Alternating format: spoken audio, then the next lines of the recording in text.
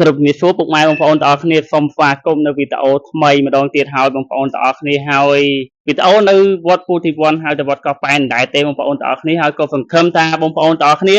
មិនធុញទ្រាន់នឹងវីដេអូរបស់ខ្ញុំណាអញ្ចឹងសម្រាប់ឱកាសវេនបិណ្ឌនេះគឺវីដេអូនៅវត្តពុទ្ធិវ័នហើយទៅវត្តកោះប៉ែនរៀងច្រើនតិចហើយបងប្អូនទាំងអស់គ្នានិយាយទៅសកម្មភាពគឺដដែលទេប៉ុន្តែគាត់ថាបងប្អូនអ៊ំពូមីងលោកយាយលោកតាដែលអញ្ជើញចូលរួមគឺថ្មីអញ្ចឹងទៅបងប្អូនទាំងអស់គ្នាហើយណាមួយគប់សំនឹងខ្ញុំលក់ដូរនៅនឹងអញ្ចឹងទៅក៏ឆ្លៀតផ្ដិតជូនរូបភាពសម្រាប់បងប្អូនអ៊ំពូមីងលោកយាយលោកតាដែលអញ្ជើញចូលរួមនៅវត្តពុទ្ធិវ័នហើយទៅវត្តកោះប៉ែនហើយសម្រាប់ព្រឹកនេះបងប្អូនអ៊ំពូមីងលោកយាយលោកតាគឺច្រើនមែនតើសម្រាប់ការចូលរួមអញ្ចឹងណាបងប្អូនទាំងអស់គ្នាហើយបងប្អូនទាំងគ្នាក៏អធិស្ឋានដែរសម្រាប់បងប្អូនខ្លះគាត់មិនចង់ឲ្យខ្ញុំថតជាវីដេអូហើយខ្ញុំចេះតែថតអីអញ្ចឹងណាបងប្អូនទាំងគ្នាមានតែអធិស្ឋានទេហើយសម្រាប់វីដេអូវេនទី10នេះបងប្អូនដូចបានឃើញអញ្ចឹងគឺសម្រាប់អ៊ំពូមីងលោកយាយលោកតាមកតាមបណ្ដាខេត្តមកពីកំពង់ចាមមកពីភ្នំពេញនិងបងប្អូនអ៊ំពូមីងលោកយាយលោកតាដែលអញ្ជើញមកពីវត្តថ្នោតនៅភូមិទី11នឹងបងប្អូនទាំងគ្នាក៏អញ្ជើញមកវត្តពុទ្ធិវ័នហើយទៅវត្តកោះប៉ែនដែរបងប្អូនទាំងគ្នាហើយសម្រាប់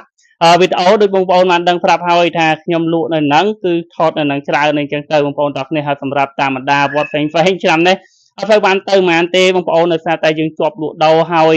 ត្រូវរកលុយត្រូវអីអញ្ចឹងណាបងប្អូនទាំងគ្នាតែក៏ឆ្លៀតទៅបានមួយវត្តពីរវត្តអីអញ្ចឹងទៅ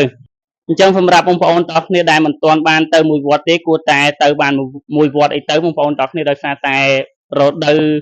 បិណ្ឌជុំនេះគឺមានតែមួយឆ្នាំម្ដងទេបងប្អូនទាំងគ្នាយើងគួរតែទៅអុជធូបទៅរាប់បាតដើម្បីរំលឹកឧទ្ទិសកុសលដល់វិញ្ញាណក្ខន្ធជីដូនជីតាយន្តការទាំង7សន្តានរបស់យើងណាបងប្អូនទាំងគ្នាហើយនឹង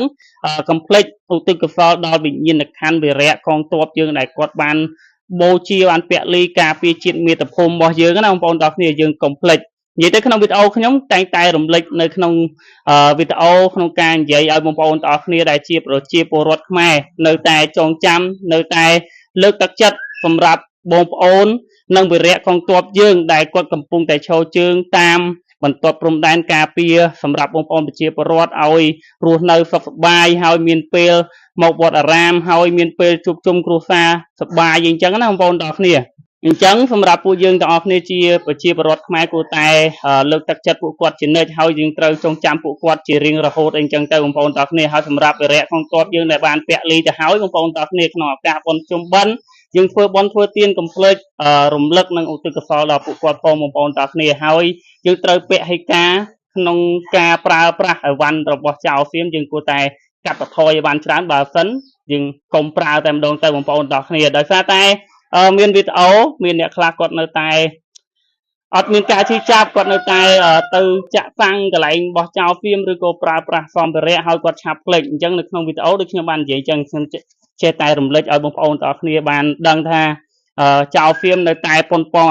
អាក្រក់ហើយចង់បានទឹកដីរបស់យើងជានិច្ចបងប្អូនទាំងអស់គ្នាដោយបងប្អូនបានឃើញព័ត៌មានថ្មីគឺពួកចៅហ្វៀមនេះនៅតែឈ្លានពានមកទឹកដីរបស់យើងអញ្ចឹងបងប្អូនទាំងអស់គ្នាអញ្ចឹងសម្រាប់បងប្អូនប្រជាពលរដ្ឋដែលគាត់រស់នៅតាមបន្ទាត់ព្រំដែនណាគាត់អត់មានពេលសប្បាយដូចយើងទេមើលទៅដោយសារតែគាត់កំពុងតែការពារទឹកដីទីកន្លែងកំណើតរបស់គាត់បងប្អូនទាំងអស់គ្នាដោយសារតែហ៊ានហ្វៀមមកមានទាំងអាវុធមានអីហើយគាត់ត្រូវតែការពារកន្លែងដែលគាត់រស់នៅកន្លែងទីកំណើតរបស់គាត់អញ្ចឹងណាបងប្អូនទាំងអស់គ្នាអញ្ចឹងសម្រាប់បងប្អូនទាំងអស់គ្នាដែលបានឃើញវីដេអូនេះហើយជួយលើកទឹកចិត្តរបស់គាត់នៅក្នុង comment ផងហើយកុំភ្លេចជួយ like ជួយ share ហើយក៏ជាស្រ័យផងរាល់ការនិយាយខុសឆ្គងពាក្យពេចន៍សម្ដីត្រង់ណាមិនសមរម្យឬការនិយាយទៅសូរស័ព្ទមិនសូវជាសមអីក៏ជាស្រ័យផងបងប្អូនទាំងអស់គ្នាហើយក៏អរគុណច្រើនបងប្អូនទាំងអស់គ្នាសម្រាប់ការឆ្លងចូលចិត្តហើយក៏ជូនពរបងប្អូនទាំងអស់គ្នាក្នុងឱកាសបុណ្យជុំបិណ្ឌនេះឲ្យជួបតែសុខសុភមង្គលរាល់ការធ្វើដំណើរទៅណាមកណាជួបតែសុខសុវត្ថិភាពហើយរកស៊ីទទួលទានមានបានទាំងអស់គ្នាអរគុណច្រើនគោរពជំរាបលា